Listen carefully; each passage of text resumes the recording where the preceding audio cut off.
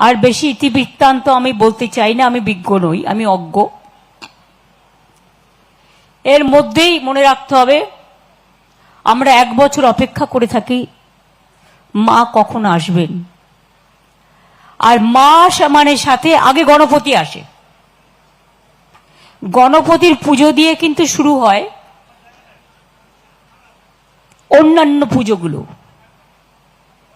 গণপতি বাপ্পা মৌরিয়া হয়ে গেছে, আবার মা দুর্গা যখন আসে সাথে কার্তিক গণেশ লক্ষ্মী সরস্বতী আসে, নবরাত্রি আসে, কালী পুজো আসে, তারপর দেওয়ালি আসে, ছট পুজো আসে, জগদ্ধাত্রী পুজো আছে। মাইনরিটিদের প্রোগ্রামগুলো হয়ে গেছে, খ্রিস্টানদের প্রোগ্রাম আবার হবে, ফেস্টিভ্যাল হবে ডিসেম্বর মাসে। আমরা যতই আধুনিক হই, মনে রাখবেন পুজোর দিনক্ষণ কিন্তু আমরা তৈরি করি না। পাজিগেতে যারা তৈরি করেন তারা কিন্তু ওই চন্দ্র সূর্য গ্রহ তারা এসব মেনেই করেন।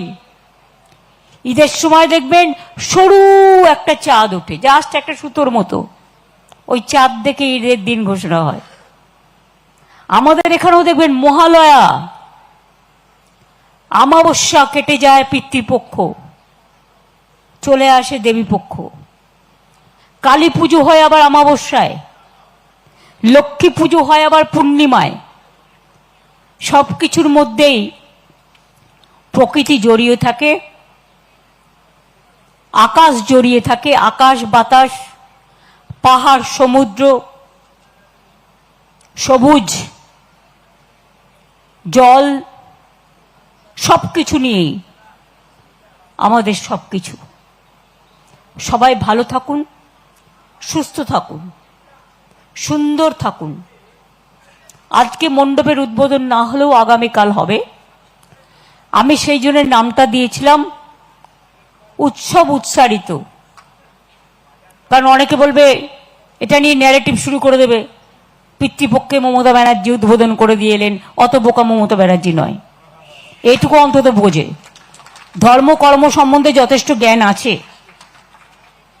কারণ আমার বাবাকে সবাই পণ্ডিত মশাই বলতেন, রোজ চণ্ডীপাঠ করতেন, এসব ছোটবেলা থেকে দেখে আমি অভ্যস্ত। আর গানের প্রতি আমার নেশা আছে, তার কারণ আমাদের বাড়িতে একটা হিজ মাস্টার ভয়েস ছিল, বড় রেকর্ড প্লেয়ার। এমন কোনো গান নেই, রেকর্ড নেই যা বাবা কিনতেন না, আর সেগুলো বাবাও শুনতো, সাথে সাথে আমিও শুনতাম। তাই আমার কিছু না হলো 1000-এর ওপর গান মুখস্থ। নচি বলছে, আমি তার সাক্ষী। একদম অতুল সঙ্গীত থেকে শুরু করে, অতুল প্রসাদ থেকে শুরু করে, রজনীকান্ত থেকে শুরু করে, লোকগীতি থেকে শুরু করে, কীর্তন থেকে শুরু করে, রামপ্রসাদ থেকে শুরু করে, আধুনিক থেকে শুরু করে, চলচ্চিত্র থেকে শুরু করে, রবীন্দ্রসঙ্গীত, এ তো আছেই, এটা আমাদের হৃদয়ে হৃদয়ে আছে। দোলাও দোলাও দোলাও আমার হৃদয়, ওসব ভুলে যায়। সৌগতদা মনে পড়িয়ে দিচ্ছে, তুমি ছোটবেলায় গান শিখেছিলে? হ্যাঁ, আমি শিখেছিলাম 2 বছর, বেশি না। তারপরে বাবা আমার হারমোনিয়ামটাই বিক্রি করে দিলেন। কিন্তু ওই 2 বছরে যা শিখেছিলাম তাতে আমি সারেগামাপা অনেক ভালো শিল্পীদের থেকে বাজাবো। তার কারণ হচ্ছে ইন্দ্রনীলকে আমি জিজ্ঞেস করেছি, এই ইন্দ্রনীল বাজাও, বলে আমি তো বাজাই না, আমি গাই। এখন তো কত শিল্পী আছেন, তাদের কত রকম বাদ্যযন্ত্র বেরিয়েছে, কত সিস্টেম বেরিয়েছে, গলা খারাপ হলে গলাটাও ঠিক করে দেয়। কিন্তু আমাদের রিদিমটা শিখতে হয়েছিল, সেই জন্য গানের প্রতি একটা ঝোঁক বরাবরই আছে। নাইবা হলাম শিল্পী,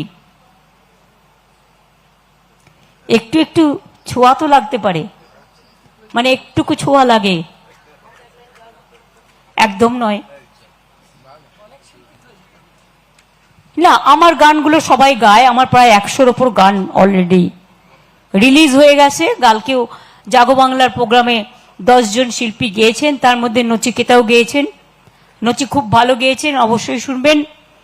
রাঘবও গেয়েছেন, অদিতি মুন্সিও গেয়েছেন, শিরাধাও গেয়েছে, ইন্দ্রনীলও গেয়েছে, দেবজ্যোতিও গিয়েছেন, 2 জন নতুন শিল্পীও গিয়েছেন। সুতরাং কালকেরটা কালকে তোলা থাক,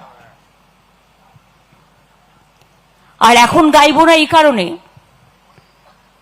তাহলে আমাকে দেবীকে জাগাতে হবে, জাগো দুর্গা। আমি আজকে তো বলতে পারবো না, ওটা আমি কালকে বলবো। তাই এর জন্য আপনাদের কাছে ক্ষমা চাইছি, মার্জনা চেয়ে নিচ্ছি।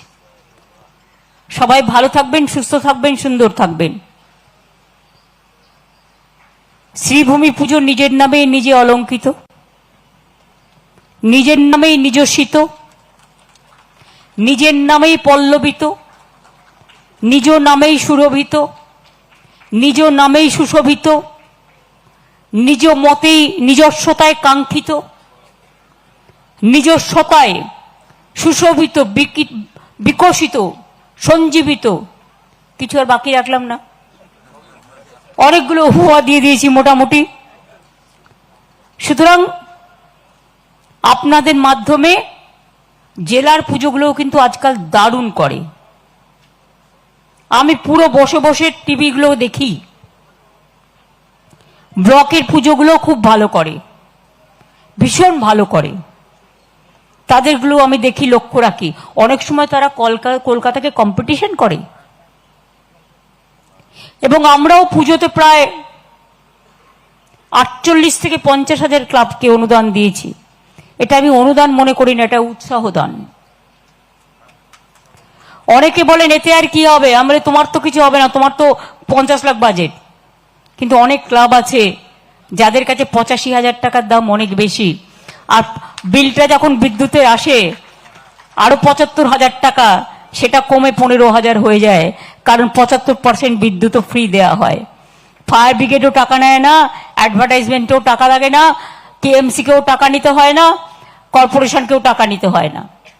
সুতরাং এগুলো অনেকটা সেভ করে বলেই বাংলার পুজো আজকে সমাদৃত, আজকে উৎকর্ষিত। আজকে সারা পৃথিবীর বহু মানুষ বাংলার পুজো দেখতে আসেন, তাদের বরণ করে নেবেন। যেমন আমরা বলি রবীন্দ্রনাথ ঠাকুরের ভাষায়, সবারই করি আহ্বান, এসো উৎসুক চিত্ত, এসো আনন্দিত প্রাণ, সুন্দরেরই পাদপীঠ তলে, যেখানে কল্যাণ দীপ জ্বালে, সেটা হোক স্থান। সবাই ভালো থাকুন, সবাই সুন্দর থাকুন। লাবণ্যে ভরা আপনাদের এই পুজো আরো জীবনে অনেক মানবিক লাবণ্য বয়ে নিয়ে আসুক। আগে মানুষের মতো মানুষ হোক, তারপরে তো অন্য কিছু। মানবিকতাকে প্রণাম জানিয়ে, মানব দেবীকে প্রণাম জানিয়ে, বয়োজ্যেষ্ঠদের শ্রদ্ধার্ঘ্য নিবেদন করে, ছোটদের ভালোবাসা জানিয়ে সবাইকে আমার অভিনন্দন, কৃতজ্ঞতা, ধন্যবাদ এবং শুভনন্দন জানিয়ে আমাকে এতক্ষণ সময় দেওয়ার জন্য আমি কৃতজ্ঞতা জানিয়ে আমার বক্তব্য আজকের মতো আপাতত শেষ করছি। অনেক অনেক ধন্যবাদ, নমস্কার। জয় মা দুর্গা, জয় মা দুর্গা, জয় মা দুর্গার জয়, জয় বাংলা, জয় বাংলা, জয় বাংলার জয়। ভালো থাকবেন, সুস্থ থাকবেন। দিদিকে আমরা অনেক অনেক